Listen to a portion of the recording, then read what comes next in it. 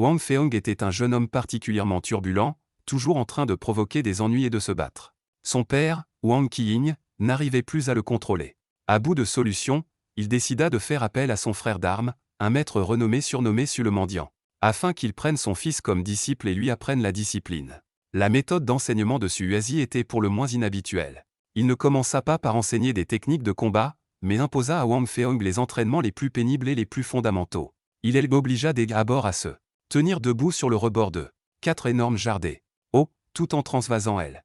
Au dégain et 6 pieds à elle. Autre avec un seau en bois. Afin de travailler son équilibre et sa force. Ensuite, il le fit suspendre à l'envers sur une structure en bois. En utilisant uniquement la force de son ventre et de ses lombaires, Wang Feong devait se redresser et, avec une minuscule tasse à thé, puiser lentement l'eau d'un seau situé en bas pour la verser dans un autre, placé en hauteur. Trouvant la tasse beaucoup trop petite et le travail interminable, Wang Feong profita un jour un moment des inattentions de son maître pour utiliser une louche et remplir le seau beaucoup plus vite. Ce qu'il ignorait, c'est que Su Yuezhi avait tout vu. Lorsque le jeune homme revint, feignant l'épuisement, espérant être félicité, son maître ne dit rien, avant de sortir 2 tasses encore plus petites, lui ordonnant de reverser toute l'eau. Wang Feong était furieux. À ses yeux, son maître ne faisait que lui faire perdre son temps et n'avait aucune intention de lui enseigner le vrai kung fu. Avec le temps, il n'en put plus et décida de s'enfuir. Il simula une noyade dans une jarre pour attirer Su Yuezhi, puis l'entraîna avec lui dans l'eau, referma le couvercle et le bloqua avec une grosse pierre avant de s'enfuir en panique. Il trouva refuge dans une maison abandonnée, pensant enfin pouvoir souffler. Mais cet endroit était en réalité le repère d'un tueur froid et impitoyable nommé Yan Tiexing.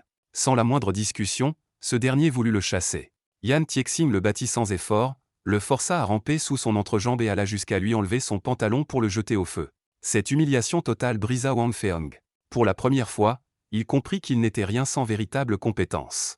À l'extérieur, il ne faisait que subir les coups et les humiliations. Pris de remords, il repensa à son père et à son maître, comprit leur intention, et décida de retourner auprès de Su Yuezhi pour s'entraîner avec sincérité. De retour auprès de son maître, Wang Feong ne se plaignit plus et s'entraîna avec acharnement. Voyant que les bases étaient enfin solides, Su Yuezhi commença à lui enseigner le véritable art du Zhui Baxian, la boxe des 8 immortels livres.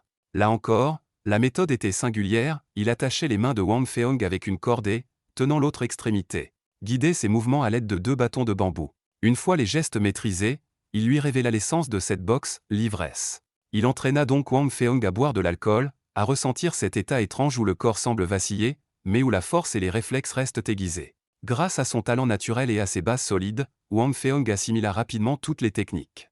Un jour, un chef de tripot avec lequel il avait eu des problèmes revint accompagné d'un expert nommé Shu Jinxian. Malheureusement, Su Yuezhi n'avait pas bu et ne pouvait pas se battre efficacement, et l'alcool rapporté par Wang Feong avait été dilué. Le maître et l'élève faillirent être vaincus. Après cet épisode, Wang Feong redoubla d'efforts. Il perça enfin les secrets profonds de la boxe de l'ivrogne, puis provoqua Shu Jinxian en duel et le vainquit nettement, lavant son honneur et celui de son maître. Alors que sa maîtrise atteignait un nouveau sommet, son père Wang Qiying se retrouva en danger. En s'opposant à un marchand véreux qui voulait s'emparer des terres des habitants, il s'était attiré de graves ennemis. Le marchand engagea un tueur pour l'éliminer, et ce tueur n'était autre que Yan Tiexing. Ce dernier tendit un piège et blessa grièvement Wang Qiying. En apprenant la nouvelle, Wang Feong accourut immédiatement.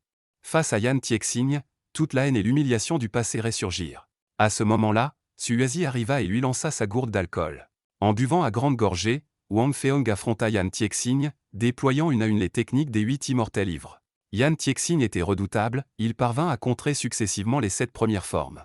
Au moment critique, Wang Feong se rappela l'entraînement où il devait broyer des noix à main nue, développant une force phénoménale dans les doigts.